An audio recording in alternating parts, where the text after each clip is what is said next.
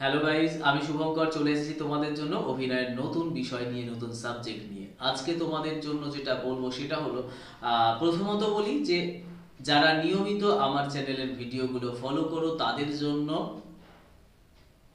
আশা করি তারা অনেক উপকৃত হচ্ছ আমাদের চ্যানেলের ভিডিওগুলো দেখে।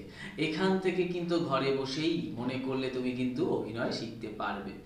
কিন্তু অবশ্যই এটা বড় কিন্তু থাকে, যদি মনে করো যে প্রফেশনাল ভালো জায়গায় ভালোভাবে কাজ করবে, ভালোভাবে কাজ শিখতে চাও এবং ইন্ডাস্ট্রিতে নিজের একটা জায়গা তৈরি করতে চাও, ভিতটাকে পাকা করতে চাও, তাহলে অবশ্যই আমাদের এখানে আসতে হবে।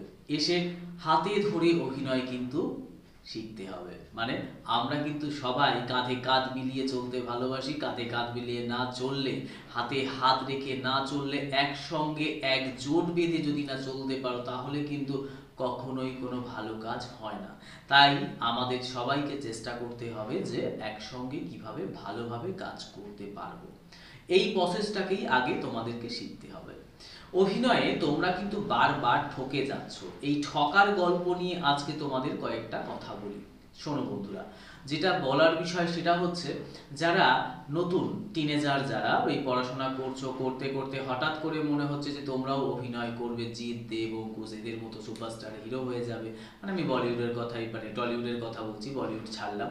তো সেক্ষেত্রে তোমরা যখন মনে করছো নিজেকে প্রতিষ্ঠিত করবে এরকম একজন সুপারস্টার হিসেবে, আর এই স্টারটা হওয়ার জন্য তোমরা রাতারাতি স্বপ্ন দেখছো এবং কোথাও না কোথাও যোগাযোগ করছো। যোগাযোগ করার পরই তোমাদেরকে বলছে কেউ না কেউ 10,000, 20,000, 50,000 টাকা কিছু না কিছু দাও, অথবা 500, 200, 100 টাকা দিয়ে অন্তত একটা ফর্ম ফিল আপ করো, করে তোমরা যোগাযোগ করছো। যোগাযোগ করার পরই সেখানে কি বলছে, তোমাকে 2 লাখ টাকা দিতে হবে, 5 লাখ টাকা দিতে হবে। এই জায়গায় কেন তোমাকে স্টার জলসায় সুযোগ দেবে, জি বাংলায় সুযোগ দেবে, শান বাংলায় সুযোগ দেবে, এরকম নানান চ্যানেলের কথা বলছে। চ্যানেলগুলোর কথা বলে তোমাদেরকে লোভ দেখাচ্ছে এবং তোমরা লোভে পড়ে যাচ্ছ। লোভে পড়ে তোমাদের পাপ হচ্ছে, পাপ হয়ে তোমাদের মৃত্যু হচ্ছে।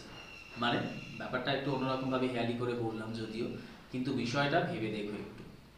কখনোই রাতারাতি কিন্তু কেউ কোনো সুপারস্টার হতে পারে না। এটা ফিল্ম এরকম একটা ব্যাপার না। ফিল্মে অনেক সময় দেখানো হয় এরকম রাতারাতি হিরো হয়ে যাচ্ছে, কিন্তু সেখানেও দেখবে তোমরা যদি একটু ফলো করবে, দেখবে স্ট্রাগলগুলো দেখানো হয়, কিন্তু সেই স্ট্রাগলটাকে ভাবতে হয়। আজকে যে হিরোদেরকে তোমরা ফলো করছো তাদের একটু স্ট্রাগল লাইফটাকে ফলো করো, দেখবে কেউ কখনো একদিনে কিন্তু হিরো হতে পারেনি। সবাই না ওই ধাপ ওয়াইজ কিন্তু এগিয়েছে।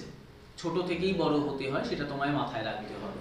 তাহলে কিন্তু তুমি অবশ্যই জীবনে এগোতে পারবে, প্রতিষ্ঠিত হতে পারবে। এই জায়গাটাকে তোমাকে মাথায় রাখতে হবে, তাহলে তোমাকে আর ঠকতে হবে না।